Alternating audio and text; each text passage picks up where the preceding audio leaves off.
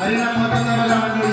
हरिनाम ह्या कलियुगामध्ये आपल्याला करायचा असेल तर हरिनाम आपल्यासाठी महत्वाचा आहे बघा. आणि ही तुमची एकी अशीच कायम राहिली पाहिजे बघा. कारण एकीविषयी जर बोलायचं झालं तर जेव्हा रावण मृत्यूशी झुंजत येत होता तेव्हा प्रभू रामचंद्राला तो एक चांगली गोष्ट सांगून गेला.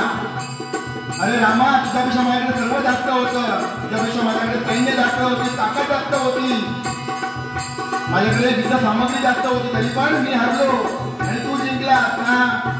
तर तुझा भाऊ तुझ्या सोबत होता आणि माझा भाऊ माझ्या विरोधात होता, म्हणून तो राम जिंकला आणि रावण हरला. ही आपल्या एकीची बघा ताकद आहे बघा मंडळी. म्हणून म्हणतो बघा